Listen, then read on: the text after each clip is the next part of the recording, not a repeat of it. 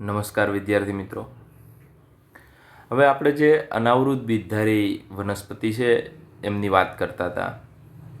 તો અનાવૃત બીજધારી વનસ્પતિ છે એમના હવે આપણે બે સમૂહ છે એમની વાત કરવાની છે.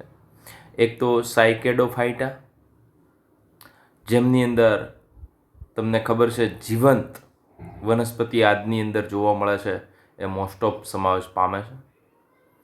ત્યારબાદ કોનિફેરોફાઇટા, કોનિફર્સ એટલે કે શંકુધારી વનસ્પતિ, ફાઇટા એટલે વનસ્પતિ. તો આમને બે સમૂહમાં વિભાજિત કરેલી છે. તો પહેલા સમૂહની વિદ્યાર્થી મિત્રો આપણે વાત કરીએ તો સાયકેડોફાઇટા એ વનસ્પતિ અગ્રવલિત વિન્યાસયુક્ત, આગળના ભાગે વલણ પામેલો વિન્યાસ ધરાવે છે અને મહાપર્ણીય મતલબ મોટા પર્ણ ધરાવનારી. કેમ કે અનાવૃત બીજધારીમાં આગળ મેં તમને વાત કરેલી કે લઘુપર્ણીય અને મહાપર્ણીય આવી બે વનસ્પતિ છે. ત્યારબાદ શલ્કીરોમ, શલ્ક એટલે એકદમ આદુ ઉપર જે નાની નાની ફોતરી જોવા મળે એવું, અને એમના ઉપર ખાસ કરીને રોમમય એટલે કાંટાયુક્ત નાની નાની વાળ જેવી રચના. પણ યાદ રાખજો, સાયકેડોફાઇટા છે એમના નરજન્યુ છે એ ચલિત હોય છે, જ્યારે અનાવૃત બીજધારીમાં જે જોવા મળતી પરાગરજ છે એ પરાગરજને આપણે નરજન્યુ તરીકે ઓળખીએ છીએ. એટલા માટે આમના નરજન્યુ છે એ ચલિત હોય છે. કોના? તો કે સાયકેડોફાઇટા. સાયકેડોફાઇટા છે એમના 3 ગોત્ર છે. કેટલા ગોત્ર છે? 3 ગોત્ર. 3 ગોત્રની અંદર જો પહેલા ગોત્રની વાત કરવામાં આવે તો ગોત્ર એટલે ખબર છે, બરોબર છે? તો સાયકેડોફિલિકેલ્સ અથવા તો ટેરિડોસ્પર્મ તરીકે ઓળખવામાં આવે છે.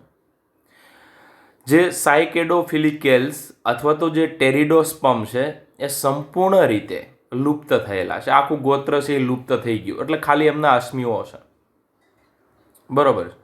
તો આ ગોત્રની વનસ્પતિ છે સાયકેડોફિલિકેલ્સ, તેમને સામાન્ય રીતે બીજધારી હંસરાજ તરીકે ઓળખવામાં આવે છે. એમના જે અશ્મિ વનસ્પતિ એટલે ઉદ્વિકાસની દ્રષ્ટિએ આજે આપણે ખોદકામ કરીએ તો મળે એમ અશ્મિઓ મળે છે, બરોબર છે. તો લાઇઝિનોપ્ટેરિસ છે સાયકેડોફિલિકેલ્સ ના એકમાત્ર લુપ્ત થઈ ગયેલા અશ્મિ કહી શકીએ. ત્યારબાદ બીજું ગોત્ર છે, એ ગોત્રનું નામ છે બેનીટાઇટેલ્સ. તો અહીંયા તમને દેખાય છે બેનીટાઇટેલ્સ. આ પણ સંપૂર્ણ રીતે લુપ્ત થઈ ગયેલા છે. એમનું નામ છે બીજું વિલિયમસોનિયા, બરોબર છે. તો આમની શોધ છે એ પ્રોફેસર બિરબલ સાહાની દ્વારા કરવામાં આવેલી. તો વિલિયમસોનિયા છે એ પણ અશ્મિ વનસ્પતિ છે. આ ગોત્ર પણ ટોટલી લુપ્ત થઈ ગયું છે. કેમ કે જૈવ વિવિધતાનો જો અભ્યાસ કરીએ ને વિદ્યાર્થી મિત્રો, તો ઘણું બધું લુપ્ત થઈ જતું હોય છે સમયાંતરે. જેવી રીતે બાલી, જાવાન અને કાસ્પિયન નામના 3 વાઘ છે એ પણ લુપ્ત થઈ ગયા. ડોડો છે. એમના સિવાય પેસેન્જર પિજિયન કબૂતર કહી શકીએ, એ પણ લુપ્ત થઈ ગયું. તો આવું ઘણું બધું પૃથ્વી પરથી અતિશોષણ છે, એમના વસવાટને આપણે દૂર કરીએ છીએ, વિદેશી જાતિઓનું આક્રમણ હોય, આવી રીતના ઘણી બધી જાતિઓ છે એ જમીન પરથી લુપ્ત થતી હોય છે. એમ સાયકેડોફિલિકેલ્સ અને બેનીટાઇટેલ્સ આ બંને ગોત્રની મોટા ભાગની વનસ્પતિ, આમ જોઈએ તો મોટા ભાગના ગોત્ર, આખું ગોત્ર છે એ લુપ્ત થઈ ગયું છે. ત્યારબાદ હવે જે જીવંત વનસ્પતિઓ આપણે કહીએ જે અત્યારના સમયની અંદર જોવા મળતી હોય, તો એવું ત્રીજું ગોત્ર છે, એમનું નામ છે સાયકેડેલ્સ. તો આ જે સાયકેડેલ્સના સભ્યો છે એ સભ્યો હાલમાં જોવા મળે છે, એને આપણે હાલ જીવંત સાયકેડોફાઇટ્સ તરીકે ઓળખીએ છીએ.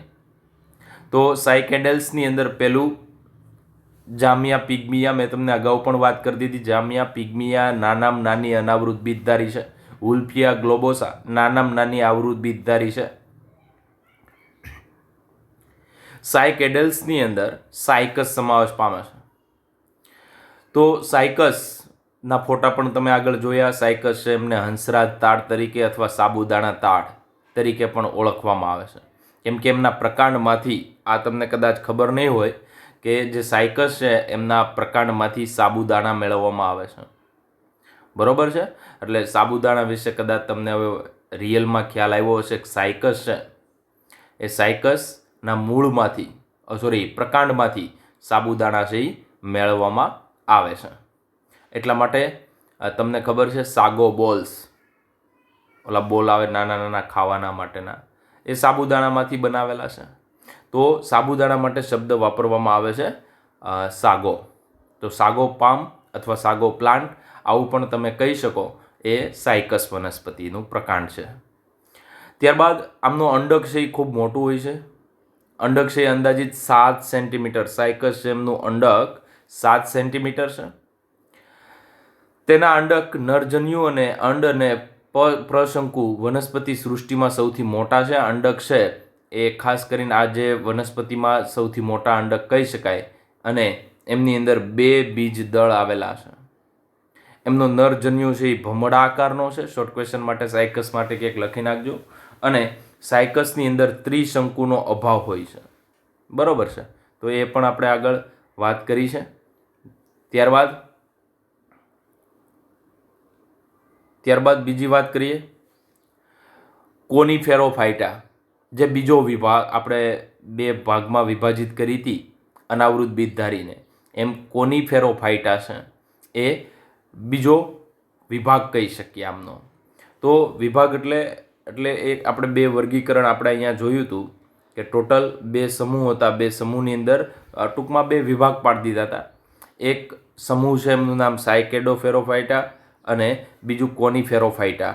તો આજે કોનિફેરોફાઇટા છે એમની આપણે વાત કરવાની છે. તો કોનિફેરોફાઇટા છે એમની અંદર 4 ગોત્રનો સમાવેશ થાય.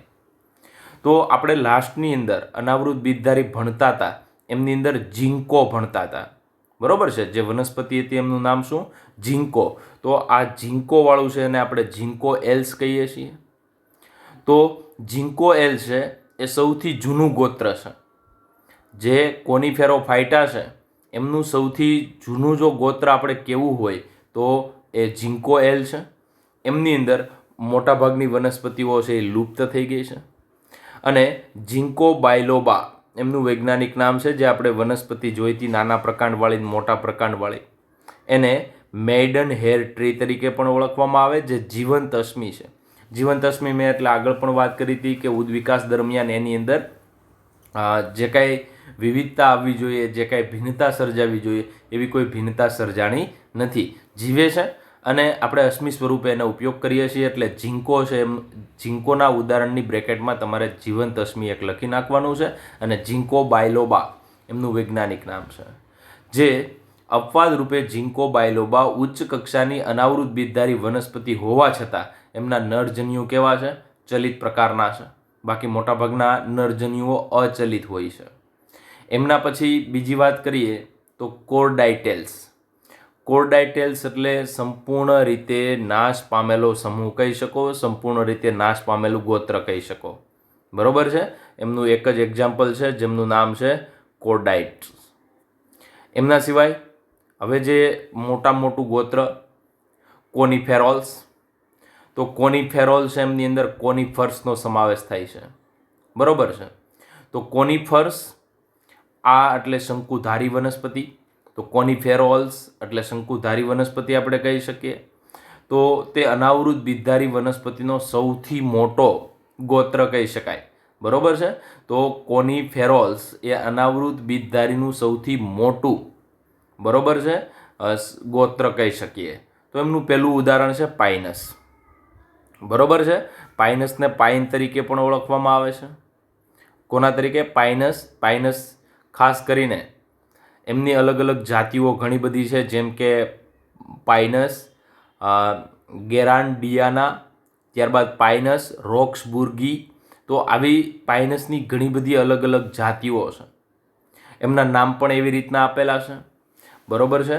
તો કઈ રીતના? તો કે પેલું પાઇનસ, એમાંથી ટર્પેન્ટાઇન આપણે જે કલર કરીએ છીએ ને, એ ખાસ કરીને વાર્નિશ, લાકડાને કલર કરીએ એમાં ટર્પેન્ટાઇન આવે, એ પાઇનસમાંથી નીકાળવામાં આવે છે, જે દ્વિતીયક ચયાપચય તરીકે ઓળખીએ છીએ. તો ટર્પિન કયો, ટર્પેન્ટાઇન કયો, તો મતલબ એ જે ટર્પેન્ટાઇન છે, બરાબર, એ પાઇનસમાંથી નીકળે છે. અને પાઇનસની આજે ગિયાર્ડિયાના જે ચિલગોઝાપાઇન તરીકે ઓળખાય છે, અને રોક્સબુર્ગી છે એ ચીરપાઇન તરીકે ઓળખાય છે. એમના સિવાય બીજું વેલ નોન એક્ઝામ્પલ સિડ્રસ. સિડ્રસ એટલે મેં તમને કીધું હતું દેવદાર તરીકે ઓળખવામાં આવે, ડિયોડર તરીકે કયો, દેવદાર તરીકે. મેં તમને એવું પણ કીધું હતું કે આપણે જ્યારે સ્લેબ ભરવાનો હોય ત્યારે જે નીચે લાકડાનો ઉપયોગ સૌથી વધારે થતો હોય છે એ દેવદાર હોય છે, સિડ્રસના હોય છે. એમના સિવાય હવેના આ બે ઉદાહરણ ખાસ કોનિફેરોલ્સની અંદર ખાસ કરીને યાદ રાખજો કે પાઇનસ એટલે પાઇન છે, સિડ્રસ એટલે દેવદાર છે. આ બે ઉદાહરણ ખાસ તમારે યાદ રાખવાના છે, ભૂલવાના નથી. એમના સિવાય ટેક્ઝસ. ટેક્ઝસ છે એમને યુ વૃક્ષ તરીકે ઓળખવામાં આવે છે, YEW વૃક્ષ તરીકે ઓળખાય છે. ટેક્ઝોલ નામની કેન્સર પ્રતિરોધી દવા એમની છાલમાંથી મળે છે. ત્યારબાદ ટેક્ઝો ડી મેનિકેનસ, જે સૌથી જાડું પ્રકાંડ ધરાવતી વનસ્પતિ છે. વનસ્પતિ સૃષ્ટિ છે એમની અંદર સૌથી વધારે જાડું પ્રકાંડ કોઈનું હોય તો ટેક્ઝોડિયમ મેવિકેનસ નામની જે વનસ્પતિ છે એમનું જોવા મળે છે. ત્યારબાદ બીજી વાત કરીએ એબેલ બાલાસેમિયા. તો એ જીવવિજ્ઞાનની અંદર ખાસ કરીને કાયમી સ્લાઇડ આપણે બનાવીએ છીએ, પરમેનન્ટ સ્લાઇડ કહીએ, તો એ પરમેનન્ટ સ્લાઇડમાંથી જે કેનેડા બાલ્સમ નામનું એક ખાસ કરીને રાળ એટલે સફેદ કલરનું બામ જેવું અથવા તો આપણે વેસેલિન જેવું કહી શકીએ એવું પ્રવાહી હોય છે, અથવા તો સેમી સોલિડ કહી શકીએ. તો એ સ્લાઇડ, કાયમી સ્લાઇડ, પરમેનન્ટ સ્લાઇડ બનાવવા માટે આ જે કેનેડા બાલ્સમ નામની વનસ્પતિમાંથી મળતું રાળ ઉપયોગી છે. એમના સિવાય અહીંયા લાસ્ટની અંદર જેનીપેરસ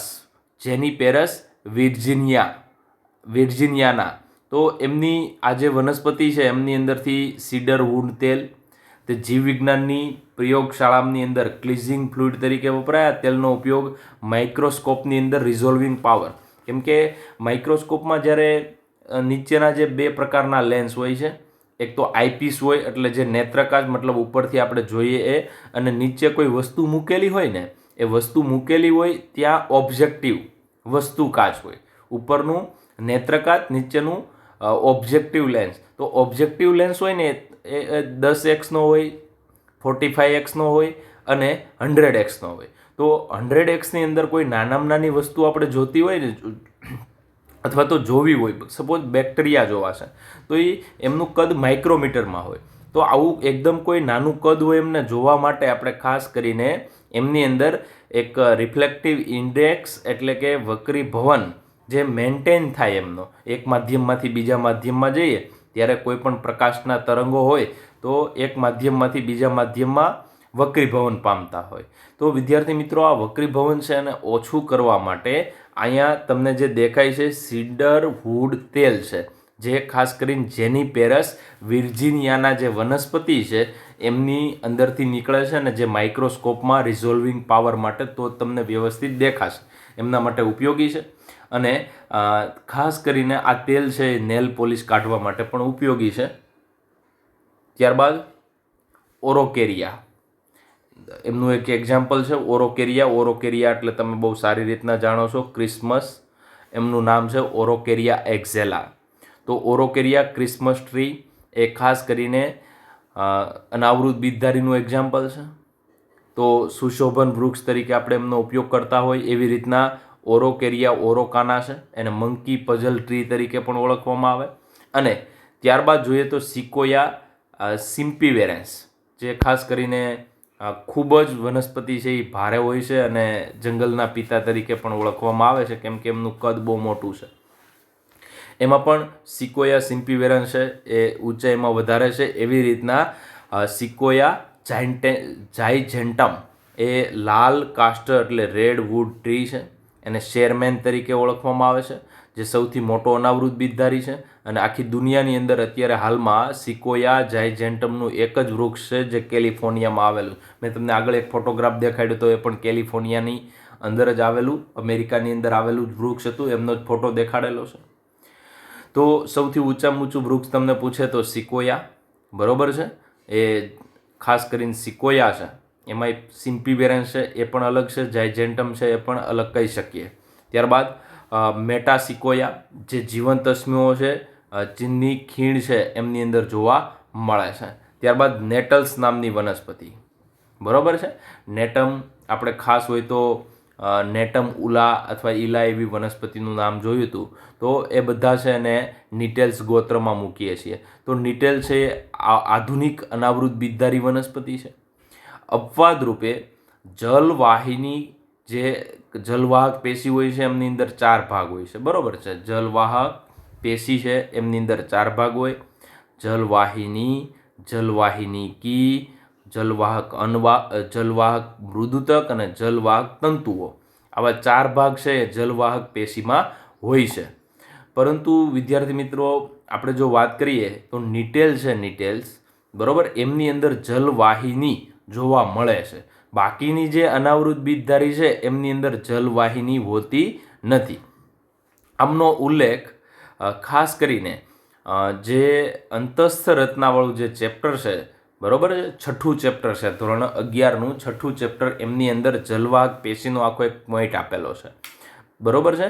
તો શરૂઆતમાં તમને એવી પેશીઓ આપેલી છે જેમાં ખાસ કરીને મૃદુતક, દર્ધોટક અને સ્થૂલકોણા. ત્યારબાદ જટિલ પેશી તરીકે જલવાહક અને અનવાહક આપેલી છે. એમની અંદર જલવાહકની અંદર સ્પષ્ટપણે લખ્યું છે કે અનાવૃત બીજધારી વનસ્પતિમાં જલવાહિની સામાન્ય રીતે ગેરહાજર હોય છે, પરંતુ આ જે નિટેલ્સ ગોત્ર છે એમની અંદર જલવાહિની હાજર હોય છે, પરંતુ અમુક સભ્યો એવા છે, બરોબર છે, આ એમની અંદર અંડધાની છે, એ અંડધાની, બરોબર છે, તો એમનો અભાવ હોય છે.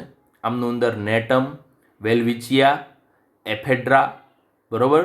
એફેડ્રામને અંદર નિટેલ્સની અંદર ખાસ કરીને મેં તમને વાત કરી અમુક સભ્યોની અંદર અંડધાનીનો અભાવ છે, પરંતુ એફેડ્રા જે અનાવૃત બીજધારીનું ક્ષુપ કહી છે, તો ક્ષુપ તરીકે જોવા મળતી વનસ્પતિ છે, અનાવૃત બીજધારી છે, એ સામાન્ય રીતે ભારતની અંદર પણ રાજસ્થાનમાં જોવા મળે છે, બરોબર છે. એ ઔષધીય વનસ્પતિ છે, એમાંથી ઔષધ બનાવવામાં આવે છે.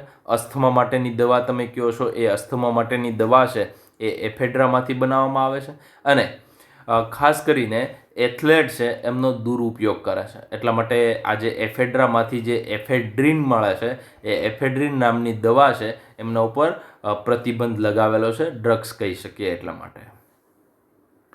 એમના સિવાય હવે આપણે જે મેઇન પોઈન્ટ આપણી બુક પ્રમાણે જોવાનો છે એ આવૃત બીજધારી વનસ્પતિ છે. આજે આપણે મુખ્ય પોઈન્ટ જોવા જઈએ તો આપણો મુખ્ય પોઈન્ટ છે એ આવૃત બીજધારી. ઉપરથી સાયકસ, પાઇનસ, દેવદાર અને એ સિડ્રસ અથવા તો આ જે નેટલ છે, એફેડ્રા છે, અને બીજું ખાસ સમજવા જેવું ઓરોકેરિયા અને સિકોયા, એટલા મેઇન એક્ઝામ્પલ છે. એમના વિશેની માહિતી છે એ આગળ આપણે જે અનાવૃત બીજધારીમાં જોયું એમાંથી એક ખાસ જોઈ લેવાની. ત્યારબાદ આપણે આવૃત બીજધારી વનસ્પતિ, આમના વિશે તમે સરળ રીતે જાણો છો. આમની અંદર તમારે ફોકસ તમારે કોના ઉપર કરવાનું છે તો કે ખાસ કરીને બેસ્ટમાં બેસ્ટ આવૃત બીજધારીનું જો પુષ્પની વાત કરવી હોય તો એ પુષ્પ માટે બેસ્ટમાં બેસ્ટ એક્ઝામ્પલ ધતુરાનું પુષ્પ કહી શકીએ. તો તમારા બધું જ જો અભ્યાસ કરવો હોય તો ધતુરાનું એક પુષ્પ લેવાનું, ધતુરાનું એક બીજ લેવાનું, અથવા તો ધતુરાનું જે ફળ આવે છે એ લેવાનું, અને ધતુરો આપણા એરિયાની અંદર સરળતાથી તમને મળી રહેશે, બરોબર છે. તો સરળતાથી તમે એમનો અભ્યાસ કરી શકો.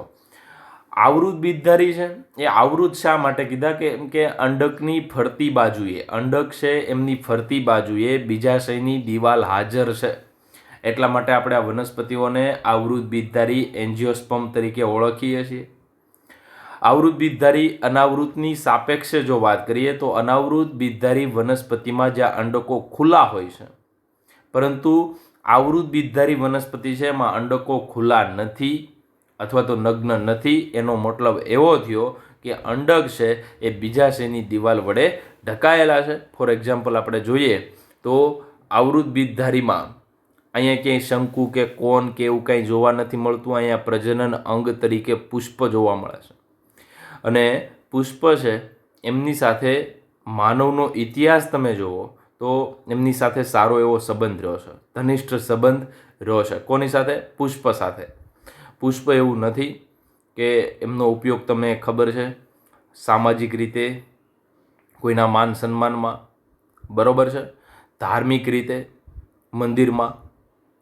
એવી જ રીતના દુઃખ અને પ્રેમની લાગણીઓ દર્શાવવા માટે પણ પુષ્પનો ઉપયોગ થાય છે. તો ધાર્મિક, સામાજિક લાગણીઓ દર્શાવવા માટે પુષ્પનો ઉપયોગ થાય છે. આ આજકાલથી નથી, વર્ષોથી આવે છે. અને પુષ્પો રંગબેરંગી હોય એમનું એકમાત્ર કારણ છે કે પરાગનયન માટે, કીટકોને આકર્ષવા માટે એના જે દલપત્રો છે એ દલપત્ર રંગબેરંગી કરેલા છે, જેને તમે ફૂલ નહીં તો ફૂલની પાંખડી તરીકે ઓળખો છો. તો એ ફૂલની પાંખડી છે ને એ ખાસ કરીને દલપત્ર છે. અને દલપત્ર રંગબેરંગી હોવાનું એકમાત્ર કારણ શું? કીટકોને આકર્ષે, જેથી પરાગનયન થઈ શકે, પરાગરજ એક જગ્યાએથી બીજી જગ્યાએ થઈ શકે. કેમ કે અનાવૃત બીજધારીમાં જે પરાગનયન થાય છે, પરાગરજ એક વનસ્પતિમાંથી બીજી વનસ્પતિમાં જાય, એ પવન દ્વારા થાય છે. એ બહુ ફિક્સ રીતે યાદ રાખી લેવાનું છે. અનાવૃત બીજધારીમાં જે પરાગનયન થાય એ પવન દ્વારા થાય છે, જ્યારે આવૃત બીજધારીમાં કીટકો દ્વારા પણ થાય, પવન દ્વારા પણ થાય, પ્રાણીઓ દ્વારા પણ થાય, બરોબર, કીડીઓ દ્વારા પણ થાય. તો અલગ અલગ વનસ્પતિની અંદર પરાગનયનના કેસ છે એ થોડા ટ્વિસ્ટેડ હોય છે, જે આપણે ધોરણ 12ની અંદર અભ્યાસ કરશું. વિદ્યાર્થી મિત્રો, એમના સિવાય જો વાત કરીએ તો આવૃત બીજધારીમાં સપુષ્પી વનસ્પતિમાં પરાગરજ અને અંડક છે એ પુષ્પની અંદર નિર્માણ પામે છે. તો પહેલાં હું તમને સામાન્ય રીતે પુષ્પ સમજાવું છું. તો પુષ્પ તમે સારી રીતના જોયું હશે. તો પહેલું તો આ નીચેનો ભાગ છે ને એને પુષ્પદંડ કહેવાય. શું કહેવાય? પુષ્પદંડ. પછી આ ઉપરનું આ જે ભાગ છે એના ઉપર ટોટલી આજે એટલો ભાગ તમને જે ઘાટો લાલ રંગનો દેખાય છે, અથવા તો હવે જે બ્લેક કલરનો જે ભાગ દોરું છું, તો એ ભાગ ઉપર આખું પુષ્પ બેસેલું છે, બરાબર. એટલે પુષ્પાસન તરીકે ઓળખવામાં. તો આ ભાગને આપણે કોના તરીકે ઓળખીએ છીએ? પુષ્પાસન તરીકે ઓળખીએ છીએ. પુષ્પાસન છે એમની ઉપર 4 ચક્ર ગોઠવાયેલા છે. ક્યાં 4 ચક્ર ગોઠવાયેલા છે? આજે સૌથી બહારનું લીલા કલરનું હોય અને વજ્રપત્ર, એક હોય તો વજ્રપત્ર, અને આખા જો ફરતી બાજુ એ ગોઠવાયેલા હોય તો એ બધાને આખું એક ચક્ર બનાવે છે, એટલે વજ્રચક્ર. તો વજ્રપત્ર ભેગા થઈ અને વજ્રચક્ર બનાવે છે. એવી રીતના અહીંયા તમને જે ગુલાબી કલરનો એક જ પાંખડી દેખાય, બરોબર છે, તો આ એક જ પાંખડી જે આવી દેખાય છે, બરોબર, તો આ એક જ પાંખડીને આપણે કોના તરીકે ઓળખીએ છીએ? દલપત્ર. દલપત્ર ભેગા થઈ અને શું બનાવે? તો કે દલચક્ર. તો આવી ઘણી બધી પાંખડી, ગુલાબની અંદર જે ગુલાબી રંગની પાંખડી દેખાય છે અથવા સફેદ રંગની પાંખડી હોય તો એ દલપત્ર છે. અને દલપત્ર ભેગા થઈ અને દલચક્ર બનાવે. એમના સિવાય તમને અહીંયા 2 વસ્તુ, આખો ભાગ દેખાડું છું. એ ભાગ છે એ પુકેસર ચક્ર છે. એટલે સૌથી બહારનું વજ્રચક્ર, ત્યારબાદ દલચક્ર, ત્યારબાદ એક હોય તો પુકેસર, અને ઘણા બધા મતલબ ગોઠવાયેલા હોય તો પુકેસર ચક્ર. એવી જ રીતે વિદ્યાર્થી મિત્રો, અહીંયા જે વચ્ચે તમને જે લીલા કલરનો ભાગ દેખાય છે, આ જે ભાગ, બરોબર છે, એ આખું સ્ત્રી કેસર છે, બરોબર છે. એ સ્ત્રી કેસર અને પુકેસર બંને આગળની પેઢી માટે જરૂરી છે, આગળની પેઢી બનવા માટે જરૂરી છે, એટલા માટે એને આવશ્યક ચક્રો કહેવાય. અને આ બંને છે, વજ્રચક્ર અને દલચક્ર, એ બંને જ્યારે પ્રજનનનો વનસ્પતિનો સમય હોય છે ત્યારે એમની અંદર મદદ કરે છે, એટલા માટે એમને સહાયક ચક્ર તરીકે ઓળખવામાં આવે છે. તો વિદ્યાર્થી મિત્રો, અહીંયા જે પુકેસર છે, બરોબર છે, તો પુકેસરની અંદર 3 ભાગ હોય. ઉપરનો જે પીળા કલરનો ભાગ છે એને પરાગાશય કહેવાય, નીચેનો ભાગ છે એને તંતુ કહેવાય. તંતુ અને પરાગાશય બેને અહીંયા જોડતો નીચેનો ભાગ છે એને યોજી તરીકે ઓળખવામાં આવે છે. તો ઉપરનું પરાગાશય, અને પરાગાશય છે ને એમની અંદર જ પરાગરજ બને છે. નીચેનો ભાગ છે તંતુ છે, અને બેને જોડતો ભાગ છે એને યોજી તરીકે ઓળખીએ છીએ. તો પુકેસર 3 ભાગનું બનેલું છે: પરાગાશય, યોજી અને તંતુ. આ જ પોઈન્ટ છે એ ધોરણ 12ની અંદર સમાવેશ પામે છે. ત્યારબાદ આ જે વચ્ચેનો ભાગ છે એ વચ્ચેનો ભાગ, વિદ્યાર્થી મિત્રો, જે નીચેનો ભાગ છે, બરાબર, આ વચ્ચે જે તમને થોડુંક પીળા રંગ દેખાય છે એ વચ્ચે અંડક છે, એની ફરતી બાજુએ જે દેખાય છે એને બીજાશય કહેવાય. આ જે છે એને પરાગ નલિકા જે જગ્યાએ ડેવલપ થાય છે એ ભાગ છે પરાગ વાહિની કહેવાય, અને ઉપરનું છે એ ઉપરના ભાગને આપણે પરાગરજને બેસવાનું આસન કહી શકીએ, એટલે પરાગાસન. તો પરાગાસન, પરાગવાહિની અને બીજાશયની અંદર શું ગોઠવાયેલું હોય છે? અંડક ગોઠવાયેલું હોય છે. તો વિદ્યાર્થી મિત્રો, આવી રીતના પુષ્પ છે એ આવૃત બીજધારીનું આખો પોઈન્ટ છે એ ધોરણ 12ની અંદર સમાવેશ પામે છે. તમારે અંદર આ તમારા બુકની અંદરનો જે આ પોઈન્ટ છે એ વિદ્યાર્થી મિત્રો પરીક્ષાની દ્રષ્ટિએ પૂછાશે નહીં, પરંતુ જ્ઞાન માટે અતિ મહત્વનો પોઈન્ટ છે. ધોરણ 12માં આ પોઈન્ટનું આખું ચેપ્ટર છે, એટલા માટે. એમના સિવાય જો વાત કરું તો આવૃત બીજધારી વનસ્પતિમાં બીજ એ, આ સપોઝ બધા બીજ છે, બીજની ફરતી બાજુએ ખાસ યાદ રાખજો, બીજ છે એ સંપૂર્ણ રીતે ફળમાં આવે. દાખલા તરીકે કેરીની અંદર ગોટલું આવે, ગોટલું બીજ કહેવાય, બરોબર છે.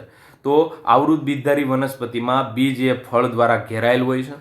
હવે સામાન્ય રીતે આ ભાગ તમે જુઓ આકૃતિમાં, તો અહીંયા વચ્ચે અંડક હતા, એ અંડકમાંથી શું બને? બીજ બને. અને આ જે ફરતી બાજુની જે દિવાલ છે એ દિવાલમાંથી ફળની દિવાલ બને, બરોબર છે. અને બાકીના બધા અંગો છે એ ખાસ કરીને છૂટા પડી જાય છે, પરંતુ વજ્ર પત્ર અથવા વજ્ર ચક્ર છે એમને ચોટેલું રહે છે. કોની અંદર? ટમેટામાં. સોલેનેસી કુળનું સભ્ય છે, તો ટમેટાની અંદર જ આવું થાય છે. બાકી ટમેટા, બટેટા, રીંગણા, ધતુરો, તો આ બધા જે સોલેનેસી કુળની અંદર છે એમની અંદર વજ્રપત્ર, મતલબ આપણી દેશી ભાષામાં કહીએ તો ડીટીયું ચોટેલું રહે છે. બાકી કોઈ વનસ્પતિમાં આવું ડીટીયું ચોટેલું રહેતું નથી, એટલા માટે આમનું વજ્રપત્ર છે એ ચીરલગ્ન કહેવાય, જોડાયેલું કહેવાય.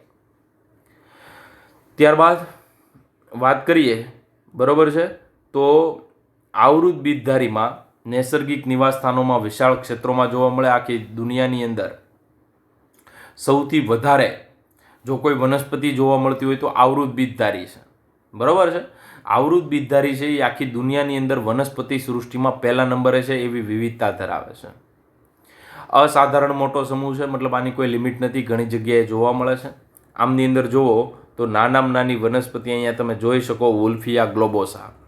તો અહીંયા તમને આ જે દેખાય એ વુલ્ફિયા ગ્લોબોસા, જે સૂક્ષ્મદર્શી છે, બરાબર. નરી આંખે ન જોઈ શકાય, તમારે એને જોઈ માઇક્રોસ્કોપનો ઉપયોગ કરવો પડે, એટલા માટે આવી વનસ્પતિને સૂક્ષ્મદર્શી તરીકે ઓળખવામાં આવે છે, બરોબર છે. અને ઊંચામાં ઊંચી વનસ્પતિ 100 મીટર, સિકોયા સિમ્પીવેરન છે તો 120 મીટર છે. આજે યુકેલિપ્ટસ છે, જેમાંથી મેં તમને આગળ વાત કરી હતી, બામની અંદર જે યુકેલિપ્ટસનું ઓઇલ હોય છે, સામાન્ય રીતે બામની સુગંધ હોય અથવા તો ઇનહેલર લ્યો તો એમની અંદર જે સુગંધ હોય છે એ યુકેલિપ્ટસનું ઓઇલ હોય છે. તો આ ઊંચામાં ઊંચી યુકેલિપ્ટસ કહી શકીએ, નીલગિરી કહી શકીએ. એમાં પણ ઓસ્ટ્રેલિયન નીલગિરી છે. કઈ છે વિદ્યાર્થી મિત્રો? ઓસ્ટ્રેલિયન નીલગિરી છે, એ ઊંચામાં ઊંચી વનસ્પતિ છે. એમના સિવાય આ જે આવૃત બીજધારી વનસ્પતિ છે એનો આપણે ખોરાક તરીકે ઉપયોગ કરીએ, ઘાસચારા તરીકે ઉપયોગ કરીએ, બળતણ, ઔષધ.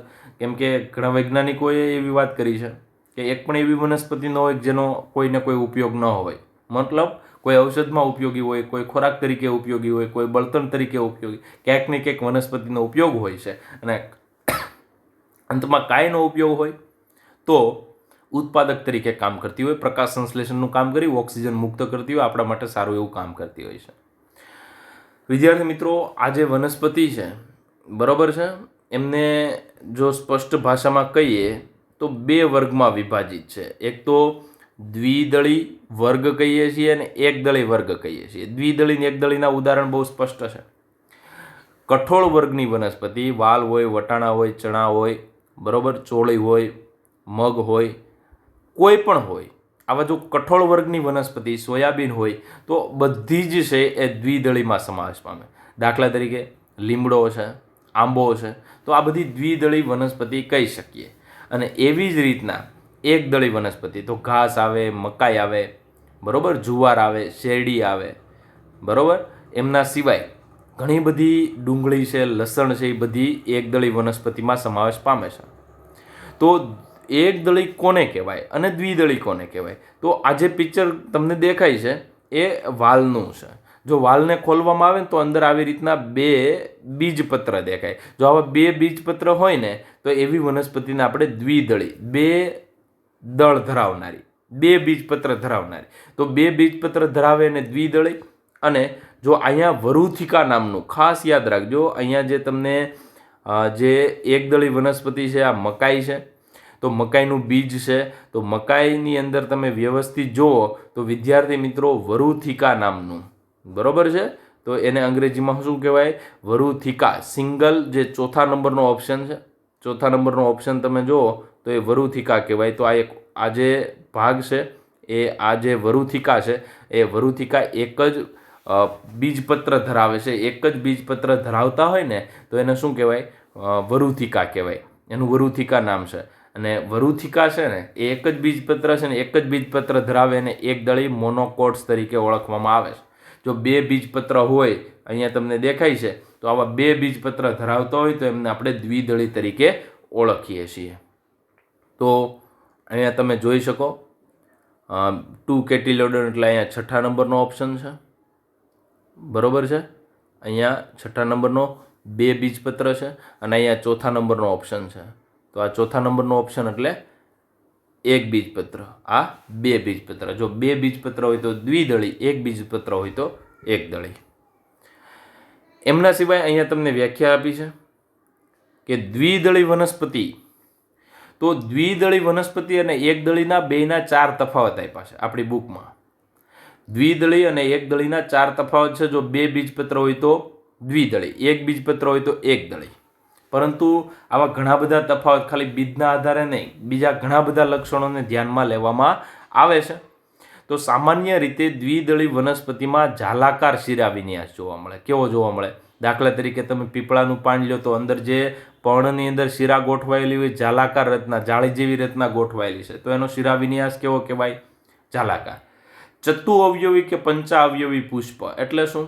દરેક પુષ્પ હોય ને એમાં 4 અથવા તો 5, હું તમને બધું એકદળી અને દ્વિદળીનો બેનો તફાવત આકૃતિ દ્વારા સમજાવું છું.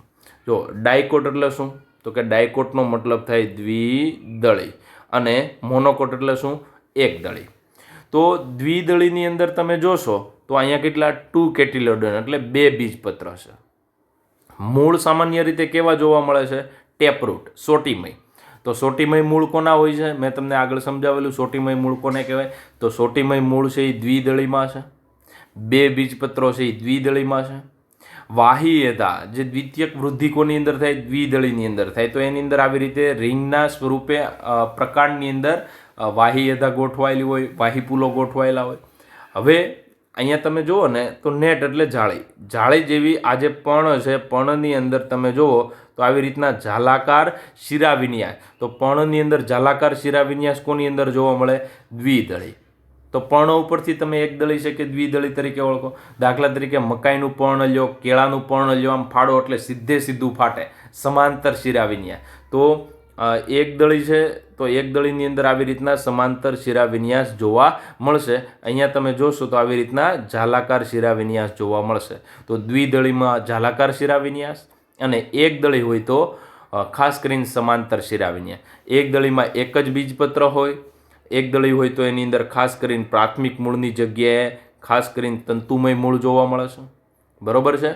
તો તંતુમય મૂળ કોને કહેવાય અને સોટીમય કોને કહેવાય એમ આગળના લેક્ચરમાં સમજાવેલું છે. ત્યારબાદ સમાંતર શિરાવિન્યાસ એ એકદળીનું લક્ષણ છે. એકદળીને તમે કોઈ પણ ઘઉં લ્યો, બાજરો લ્યો, ઘાસ લ્યો, શેરડી લ્યો તો એના પર્ણને ફાડો તો સીધી રેખામાં પાડશે, કેમ કે એના પર્ણ છે એ સમાંતર શિરાવિન્યાસ ધરાવે. કેળાના પર્ણમાં બહુ સ્પષ્ટ દેખાય, નાળિયેરીમાં પણ બહુ સ્પષ્ટ દેખાય.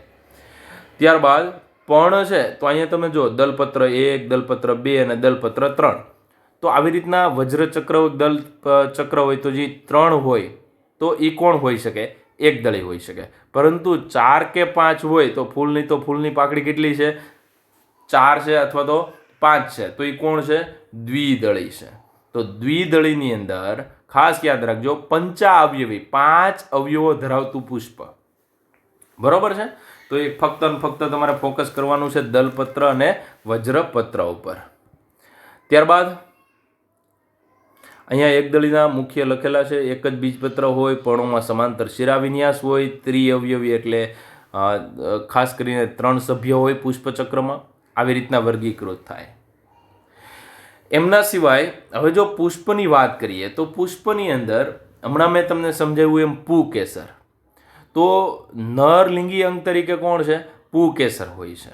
તો પુકેસરની અંદર 3 ભાગ હોય, બરોબર. આ પાતળો દેખાય તંતુ, ત્યારબાદ યોજી એટલે અહીંયા જે વચ્ચેનો ભાગ છે એ ભાગને આપણે યોજી તરીકે ઓળખીએ, અને ઉપરનું જે તમને ભાગ દેખાય એ ભાગને આપણે શું કહીએ છીએ? પરાગાશય. અને પરાગાશય છે ને એ પરાગાશયની અંદર પરાગરજ બને. જો આ આડો છેદ છે, અહીંયા જે રાઉન્ડ કરું છું એ પરાગાશયનો આડો છેદ, એટલે આ ઉપર પરાગાશય છે ને વચ્ચેથી કાપી નાખ્યું. તો એમની અંદર અહીંયા જે તમને સ્પષ્ટ રીતે જુઓ તો અહીંયા નાની દાણા જેવી રચના છે. એ દાણા જેવી રચના રિયલમાં પરાગરજ છે. તો પરાગરજ છે એ નાની હોય છે. ઘણા પુષ્પની અંદર તમે અડો તો તમને હાથમાં રજ જેવો ભાગ લાગે છે, એને આપણે પરાગરજ તરીકે ઓળખીએ, જે નરજન્યુ અથવા તો નર પ્રજનન કોષ તરીકેનું પ્રતિનિધિત્વ કરે, જેને લઘુ બીજાણુ તરીકે પણ ઓળખવામાં આવે છે. ત્યારબાદ એટલે અહીંયા આપણે વાત કરી પુકેસર, યોજી. પુકેસરના 3 ભાગ: તંતુ, યોજી અને પરાગાશય. એમના સિવાય સ્ત્રી કેસરની વાત કરું તો સ્ત્રી કેસરની અંદર તમે જુઓ તો સ્ત્રી કેસર એકને લઉં તો ઉપરના ભાગે પરાગાસન, આ જે ભાગ ટોટલી અહીંથી અહીંયા લંબાઈવાળો છે એને પરાગવાહિની, અને નીચેનો ભાગ છે એને અંડાશય અથવા બીજાશય તરીકે ઓળખવામાં આવે છે. આ જે આકૃતિ તમને દેખાય છે એ ધોરણ 12ની આકૃતિ છે, એટલે ધોરણ 12ની અંદર આ પોઈન્ટ છે એને મહત્વના પોઈન્ટ તરીકે તમારે લેવાનો છે. તો સ્ત્રી કેસરની અંદર આ નીચેનું બીજાશય, પરાગવાહિની અને પરાગાસન ઉપર પરાગરજ બેસે. હવે માની લો કે અહીંયા ઉપરનો ભાગ છે એ ઉપરના ભાગે પરાગરજ બેસે. પરાગરજ બેસે ને એટલે એમાંથી પરાગ નલિકા વિકસે. ખાસ યાદ રાખજો, પરાગરજમાંથી જે નલિકા નીકળે ને એને પરાગ નલિકા કહેવાય. અને આ જે નીચેનું બીજાશય છે, તો અહીંયા તમને જે બીજાશય દેખાય આખો ભાગ છે કોનો છે? બીજાશયનો છે. તો બીજાશયની અંદર તમે જુઓ ને તો એટલો ભાગ જે રાઉન્ડ કરું છું, બરોબર, જે બ્લુ કલરનો રાઉન્ડ છે, આ ભાગ છે અંડક છે. અંડકની અંદર વ્યવસ્થિત રીતે અંદર ભ્રૂણપૂટ ગોઠવાયેલું છે. એ ભ્રૂણપૂટની અંદર પાછા કેટલા કોષો ગોઠવાયેલા છે? તો કે અહીંયા તમે જોશો ને તો આ 3 પ્રતિધ્રુવીય કોષો, અહીંયા 1 ધ્રુવીય કોષ અથવા તો દ્વિતીય કોષો, અને નીચે 2 સહાયક કોષો અને 1 અંડકોષ. આવી રીતના તમે જુઓ તો 7 કોષો વચ્ચે ગોઠવાયેલા છે. કેટલા કોષો ગોઠવાયેલા છે? 7 કોષો. શરૂઆતમાં 8 કોષો હોય છે, પછી વચ્ચેના 2 ભેગા થઈ જાય, જે ધ્રુવીય કોષો ભેગા થઈ અને દ્વિતીય કોષ બનાવે છે. તો વિદ્યાર્થી મિત્રો, પ્રતિધ્રુવીય કોષો 3, ધ્રુવીય કોષ કેન્દ્રો છે એ 2 કોષ કેન્દ્ર છે, એમાંથી એક જ કોષ બનશે. ત્યારબાદ અંડકોષો 1 અને સહાયક કોષો છે એ 2. તો 7 કોષો અને 8 કોષ કેન્દ્રવાળી પરિસ્થિતિ છે એ વચ્ચેનું આ ભ્રૂણપૂટ છે એ એક કોષમાંથી બને છે. હવે પરાગરજ આવે છે, એ પરાગરજનું જન્યુ છે એ અંડકોષ સાથે મળે છે, એટલા માટે એમને ફલન કહી શકીએ. તો ફલનની ક્રિયામાં આજે પરાગરજની અંદરથી રિયલમાં 2 જન્યુ આવે. જે કોષ કેન્દ્ર હોય એમની સંખ્યા કેટલી હોય છે? 2 હોય છે પરાગરજમાં, બરોબર છે. એ અહીંથી અહીંયા નીચે જાય ત્યારે વિભાજન પામે ત્યારે એક છે એ ખાસ કરીને આ ધ્રુવીય કોષ કેન્દ્ર છે એમની સાથે ફલન કરે, એટલે 2 કોષ કેન્દ્ર હતા એટલે 2n પ્લસ 1 પરાગરજનું આવ્યું એટલે આ 3n બનાવે. અને જે અંડકોષ હતો એ n પ્રકારનો છે, એમાંથી પરાગરજનો જન્યુ આવ્યો એટલે એ પણ n પ્રકારનો, n ભેગા થાય એટલે 2n બનાવે. વધારે તમારે જોવું હોય તો યુટ્યુબની અંદર આપણે ખાસ કરીને પ્રકરણ આખું મૂકેલું છે, પ્રકરણ નંબર 2 ધોરણ 12, બરોબર છે. એમની અંદર ખૂબ જ ડિટેલમાં આ ચેપ્ટર વિશે માહિતી આપેલી છે. તો ધોરણ 12ની અંદર આ ચેપ્ટર વધારે આપણે ભણવાનું રહેશે. એમના સિવાય જો વાત કરવામાં આવે તો સ્ત્રી કેસર બીજાશયથી ઘેરાયેલા એક અંડક, દાખલા તરીકે જો એક જ અંડક હોય ને તો એક જ બીજ જોવા મળે. તો આવી વનસ્પતિ કઈ? તો કે કેરી, આંબો. તો આંબાની અંદર કેરીની અંદર એક જ ગોટલું હોય, મતલબ એક જ અંડક હશે જે તે સમયે, કેમ કે અંડકમાંથી શું બને? બીજ બને. ત્યારબાદ જાંબુડા છે, બોર છે, તો એમની અંદર ખજૂર છે, એમની અંદર એક જ બીજ હોય છે. તો એમની અંદર આગળ જે પુષ્પ છે એમની અંદર એક જ અંડક હશે બીજાશયમાં. જો અંડક વધારે હોય તો વધારે બીજ બને. દાખલા તરીકે વટાણા, ચોળી, તો એમની અંદર અંડકની સંખ્યા ઘણી બધી હશે. તો વિદ્યાર્થી મિત્રો, આવા જે સ્ત્રી કેસર બીજાશયથી ઘેરાયેલું હોય, એમની અંદર એક કે વધારે અંડકો આવેલા હોય, અંડકોની અંદર ખૂબ જ ઘટાડો પામેલા માદા જન્યુજનક હોય છે. જે વચ્ચેનો એરિયા છે, એ વચ્ચેનો એરિયા મેં તમને વાત કરી એમ, આ જે વચ્ચેનો ખાલી એરિયા છે એને ભ્રૂણપૂટ કહેવાય. આ એમનું અંડક કહેવાય. બરોબર છે. તો અંડક છે એમની ફરતી બાજુએ આ જે દિવાલ દેખાય છે, આ જે દોરું છું, એને આપણે બીજાશયની દિવાલ કહીએ છીએ. તો આવી રીતના બીજાશયની દિવાલની અંદર અંડક, અંડકની અંદર પાછું ભ્રૂણપૂટ ગોઠવાયેલું હોય છે. ભ્રૂણપૂટની નિર્માણ ટોટલી અર્ધીકરણથી થાય છે.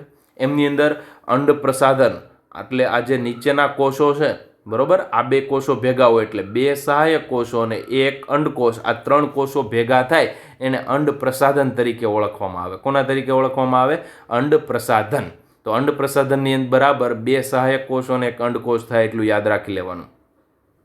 એટલે એક અંડકોષ અને બે સહાયક કોષો, ત્રણ પ્રતિધ્રુવીય કોષો અને બે ધ્રુવીય કોષ કેન્દ્ર ધરાવે છે. એટલે ટોટલ ધ્રુવીય કોષ કેન્દ્ર કેટલા છે? બે છે. હવે હું તમને સમજાવું કઈ રીતના અર્ધીકરણથી બને છે. તો અહીંયા એક કોષ છે, એને ખાસ કરીને મહાબીજાણુ માતૃકોષ કહેવાય. એમનું અર્ધીકરણ થાય એટલે પહેલાં એકના બે બને, એ બેના કેટલા બને? 1, 2, 3 અને 4. 4માંથી 3 મરી જાય. બરોબર છે. આ એકમાંથી 2, 2ના 4, એટલે એકમાંથી 4 બને અને આપણે અર્ધીકરણ કહીએ. તો આ ટોટલી ક્રિયા છે એ અર્ધીકરણની ક્રિયા છે. એમાં 4માંથી આ 3 છે ને એ મરી જાય છે. આ મરી ગયો, આ બીજો મરી ગયો અને ત્રીજો મરી ગયો. એક છે એ અહીંયા છે. હવે આ જે એક છે એ એકની અંદર ખાલી કોષ કેન્દ્ર વિભાજન પામે છે. તો કોષ કેન્દ્ર એકના 2 થયા, ત્યાં કોષ કેન્દ્ર એક હતું એમાંથી 2 થયા, બેના કેટલા થયા? 4 થયા. 4ના કોષ કેન્દ્ર કેટલા થયા? 8 થયા. તો આવી રીતના ટોટલી ભ્રૂણપૂટનું સર્જન થાય છે. ભ્રૂણપૂટનું સર્જન કઈ રીતના થાય છે? તો ટોટલ અહીંયા તમને દેખાશે કે આ જે નીચેના સહાયક કોષો અને એક અંડકોષ, એટલે આ તમને દેખાય છે એ ટોટલી અંડ પ્રસાધન છે. વચ્ચેના 2 ધ્રુવીય કોષ કેન્દ્ર અને નીચેના 3 પ્રતિધ્રુવીય કોષો. એમાંથી અહીંયા તમે જોઈ શકો આ ધ્રુવીય કોષ કેન્દ્રો હવે તમને સ્પષ્ટ દેખાશે. ત્યારબાદ અહીંયા તમને એક પાછળની બાજુએ એક અંડકોષ દેખાય. એટલે આ ઉપરનો ભાગ નીચે છે, નીચેનો ભાગ ઉપર છે, બીજું કોઈ વધારાનો ફેર નથી. હવે આ સહાયક કોષો અને અંડકોષો, સહાયક કોષોની સંખ્યા કેટલી છે? 2 છે. અંડકોષોની સંખ્યા 1. આ 3 ભેગા થઈને અંડ પ્રસાધન કહેવાય. બરોબર છે. હવે ત્યારબાદ આ ધ્રુવીય કોષ કેન્દ્રની સંખ્યા કેટલી? તો કે સંખ્યા કોષ આખો એક જ થઈ જશે, પણ અત્યારે આપણે 2 તરીકે કોષ કેન્દ્ર તરીકે કન્સિડર કરીએ. 2 કોષ કેન્દ્ર અને ઉપરના 3 કોણ? પ્રતિધ્રુવીય કોષો. આવી રીતના એક્ઝેક્ટ એ પુષ્પ હોય છે, અહીંયા આપણે વાત કરતા હતા, એ અહીંયા ગોઠવાયેલું હોય છે. તો આવું ખાસ કરીને જે આવૃત બીજધારી વનસ્પતિ બધી છે એમની અંદર આવી રીતના ગોઠવાય છે. ત્યારબાદ ધ્રુવીય કોષ કેન્દ્ર 2 ભેગા થયા. બરાબર, આવી રીતના 2 હતા તો 2 ભેગા થઈ ગયા અને દ્વિતીય કોષ કેન્દ્ર છે એમનું સર્જન કરે છે. તો આ વચ્ચેના 2 કોષ કેન્દ્ર છે, આ વચ્ચેના એ 2 ભેગા થઈ ગયા. બરોબર છે. આવી રીતના તો હવે જે કોષનું નિર્માણ થયું એ કોષને આપણે દ્વિતીય કોષ કેન્દ્ર તરીકે ઓળખીએ છીએ, એટલે એક જ કોષ તરીકે ઓળખીએ. હવે પરાગાશય એટલે જે નરજન્યુ પુકેસર હતું, પુકેસરમાંથી પરાગરજ બહાર નીકળે એને વિકિરણ પામી કહેવાય. એ વિકિરણ પામે છે પછી પવન દ્વારા, કીટકો દ્વારા કે પછી પાણી દ્વારા, કોઈ પણ રીતે. અમુક એવા છે, બહુ ઓછી વનસ્પતિ છે કે પાણી દ્વારા પણ પરાગનયન થાય છે. તો આવી રીતના અલગ અલગ પરાગનયન કોઈ પણ અલગ રીતે થઈ, સપોઝ જેના દલપત્ર છે એ રંગબેરંગી છે, એનું પુષ્પ દ્વારા મતલબ કીટકો દ્વારા પુષ્પનું પરાગનયન થશે. તો પરાગનયન એક જગ્યાએથી એક પુકેસરથી લઈને સ્ત્રી કેસર સુધી પહોંચે છે, એને આપણે પરાગનયનની ઘટના કહીએ છીએ. હવે આ જે પરાગરજ છે એ પરાગાસન પર બેસે છે, એટલે સ્ત્રી કેસરનું પરાગાસન, એના ઉપર પરાગરજ બેસે, અંકુરણ પામે, એમાંથી પરાગનલિકા વિકસે. પરાગનલિકા વિકસે છે, પરાગવાહિનીમાં આગળ વધે છે અને વિદ્યાર્થી મિત્રો એમાં 2 નરજન્યુ હોય છે. કેટલા નરજન્યુઓ છે? 2 નરજન્યુ. 2 નરજન્યુમાંથી એક દ્વિતીયક જે કોષ હતો, દ્વિતીયક કોષ કેન્દ્ર હતું, એમની સાથે ફલન પામે. એટલે ખાસ યાદ રાખજો, પરાગરજની અંદર 2 જન્યુ હોય. માની લો કે અહીંથી આવી રીતના કોણ આવે છે? પરાગ નલિકા. પરાગ નલિકા આવે છે એમની અંદર કેટલા જન્યુઓ હશે? 2. એક છે જેવા આવે એટલે સહાયક કોષો મરી જાય. બરોબર છે? હજી કદાચ ન સમજાય તો પાછું બોલું છું. આવી રીતના માની લો પરાગ નલિકા આવી. પરાગ નલિકા આવે એની અંદર કેટલા જન્યુઓ હશે? 2 હશે. 2 જેવા અહીંયા એન્ટર થાય, એન્ટર થવા માટે તંતુમય પ્રસાધન મદદ કરે. હવે જેવા એન્ટર થાય એટલે સહાયક કોષો મરી ગયા, અને આમાંથી 2 જન્યુમાંથી એક જન્યુ છે એ અંડકોષ સાથે ફલન કરે અને એમાંથી ભ્રૂણ બનાવે. એટલે મગફળીનો દાણો હોય એને ખોલજો એટલે વચ્ચે તમને ભ્રૂણ દેખાશે. એ રિયલમાં અંડકોષ અને એક નરજન્યુ છે એ બેના ફલનના કારણે બને છે, જેને આપણે ભ્રૂણ કહીએ છીએ. બરોબર છે? હવે રહી વાત બીજાની. હવે આજે 2 હતા, 2માંથી એક તો ફલન થઈ ગયું, વપરાઈ ગયું. હવે આજે બીજો છે ને એ આ દ્વિતીયક કોષ કેન્દ્ર, 2 ધ્રુવીય કોષ કેન્દ્ર ભેગા થઈ અને એમાંથી શું બનાવ્યું હતું વિદ્યાર્થી મિત્રો? તો કે એમાંથી દ્વિતીયક કોષ કેન્દ્ર બન્યું. તો એ દ્વિતીયક કોષ કેન્દ્ર રિયલમાં 2n છે. એમની સાથે એક નરજન્યુ આવ્યું એટલે પ્લસ પાછું 1n થઈ ગયું, એટલે ટોટલ 3n બનાવે. અને આ જે 3n બનાવે છે એને ભ્રૂણપોષ કહેવાય. તો રિયલમાં એકદળીની અંદર આ ભ્રૂણપોષ છે સારો એવી રીતના દેખાતો હોય છે, દ્વિદળીમાં બને છે પરંતુ વપરાઈ જાય છે. તો વિદ્યાર્થી મિત્રો, મારો કહેવાનો મતલબ એમ છે કે આ જે 2n છે એ 2n છે એમાંથી ખાસ યાદ રાખજો, 2n છે એમાંથી ખાસ ભ્રૂણ બને છે, અને 3n હતું એમાંથી પ્રાથમિક ભ્રૂણપોષ, જેને PEN એટલે પ્રાઇમરી એન્ડોસ્પર્મ ન્યુક્લિયસ તરીકે ઓળખીએ છીએ. તો પ્રાઇમરી એન્ડોસ્પર્મ ન્યુક્લિયસ બને છે. આવી રીતના 2 જોડાણો, એક અંડકોષ અને ખાસ કરીને દ્વિતીય કોષ કેન્દ્ર સાથે બંને ફલન એક સાથે થાય એટલે આ ઘટનાને બેવડું ફલન. બેવડું એટલે 2. એક ઘટના કોની હારે બને છે? એક અંડકોષ અને નરજન્યુ, એમાંથી 2n બને, એમાંથી ભ્રૂણ બને. તો એને આપણે કોના તરીકે ઓળખીએ છીએ? એક ફલન. બીજું ફલન કોણ? તો બીજો નરજન્યુ અને દ્વિતીય કોષ કેન્દ્ર, જેમાંથી શું બને છે? પ્રાઇમરી એન્ડોસ્પર્મ ન્યુક્લિયસ બને છે, પ્રાથમિક ભ્રૂણપોષ કોષ કેન્દ્ર બને, અને એમાંથી ભ્રૂણપોષનું નિર્માણ થાય છે. તો અહીંયા વિદ્યાર્થી મિત્રો તમે જોઈ શકો છો કે એક ફલન ટોટલી, બરોબર છે, એક ફલન છે એ ટોટલી કોની સાથે થયું હતું? તો કે એક અહીંયા આ 3 તો મરી ગયા, અહીંયા જે સહાયક કોષો હતા એ પણ મરી ગયા. હવે અહીંયા જે વચ્ચે જે બન્યું એ પ્રાઇમરી એન્ડોસ્પર્મ ન્યુક્લિયસ જે 3n છે. જ્યારે અહીંયા જે ફલિતાંડ બનશે, જે અંડકોષ અને નરજન્યુ 2 ભેગા થશે એમાંથી યુગ્મનજ બનશે. તો એ યુગ્મનજ છે એ ભવિષ્યમાં 2n હશે અને એમાંથી ભ્રૂણ બનશે. તો ભ્રૂણ અને ભ્રૂણપોષ 2 અલગ અલગ ફલનથી બને છે, એટલે આ ઘટનાને આપણે બેવડા ફલન તરીકે ઓળખીએ છીએ. એમના સિવાય વિદ્યાર્થી મિત્રો જો વાત કરવામાં આવે તો અહીંયા જો આવૃત બીજધારી વનસ્પતિમાં આવી એક અજોડ લક્ષણો છે. એમની અંદર 2 બીજપત્રોમાં વિકાસ થાય છે. ફલિતાંડ છે એનો ખાસ કરીને યાદ રાખજો, ફલિતાંડ છે એમનો ભ્રૂણમાં વિકાસ થાય. જે પેન બન્યું હતું, પ્રાઇમરી એન્ડોસ્પર્મ ન્યુક્લિયસ થયું, એમાંથી ભ્રૂણપોષ બને. અને આ જે ભ્રૂણ છે એ જ્યારે વિકસે છે ત્યારે ભ્રૂણપોષ છે એ પોષણ તરીકેનું કામ કરે છે. સહાયક કોષો અને પ્રતિધ્રુવીય કોષો નાશ પામે છે, અવનત પામે છે, એટલે મરી જાય છે. ત્યારબાદ આ ઘટના થાય ત્યારબાદ સમજી લેવાનું કે અંડકનું બીજમાં રૂપાંતર થાય. તો આ પુષ્પમાં હોય છે, તો પુષ્પમાં અંડક છે એનું બીજમાં રૂપાંતર અને બીજાશય છે એનું ફળમાં રૂપાંતર થાય છે.